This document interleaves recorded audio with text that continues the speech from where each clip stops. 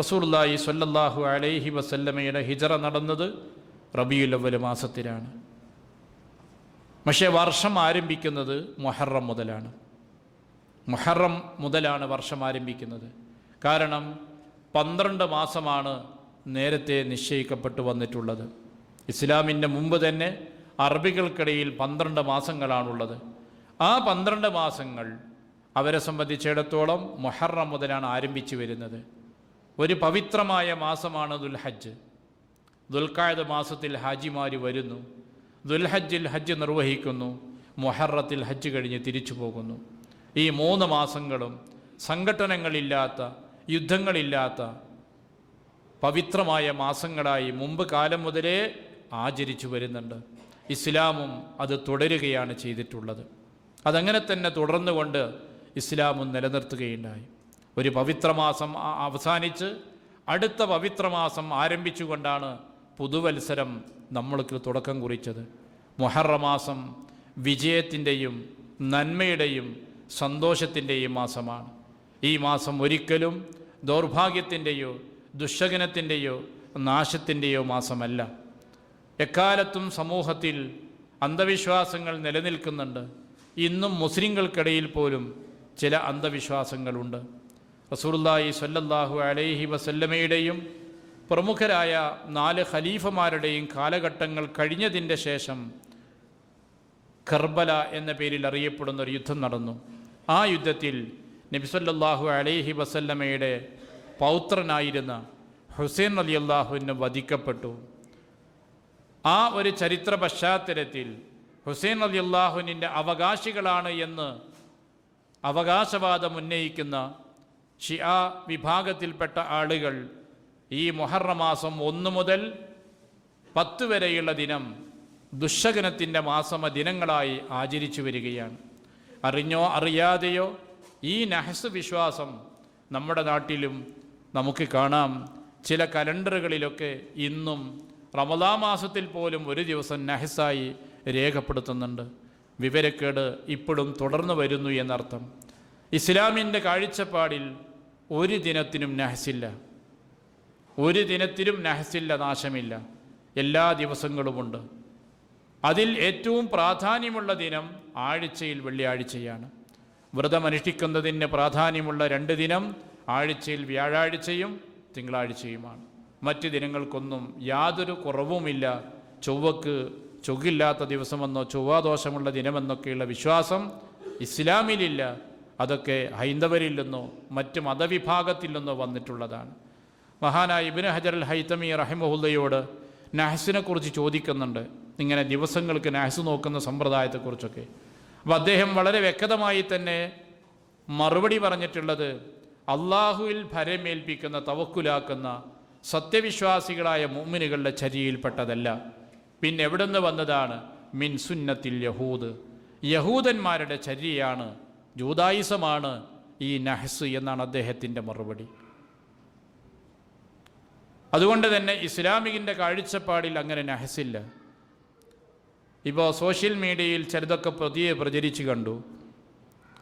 മുഹറം മാസം പിറക്കുമ്പോൾ ചൊല്ലാനുള്ള ദിക്റുകൾ, മുഹറം 1, 2, 3 ദിനം മുതൽ 10 ദിനം വരെ പ്രത്യേകം പ്രാർത്ഥനകളും ദിക്റുകളൊക്കെ ചൊല്ലാൻ. സുബ്ഹാനല്ലാഹ്, എവിടുന്നാണ് പുതിയ ഇറക്കുമതികൾ വരുന്നതെന്നറിയില്ല. വല്ല ഷിയാ ഗ്രന്ഥങ്ങളിൽ നിന്നിട്ടാണോ സംശയിക്കേണ്ടതുണ്ട്. നമ്മളെ സംബന്ധിച്ചിടത്തോളം മുഹറം എന്നല്ല, ഏതു ഒരു മാസവും മാസപ്പിറവി കണ്ടാൽ റസൂലുള്ളാഹി സ്വല്ലല്ലാഹു അലൈഹി വസല്ലം പഠിപ്പിച്ച പ്രാർത്ഥന നമുക്ക് ചൊല്ലാനുണ്ട്.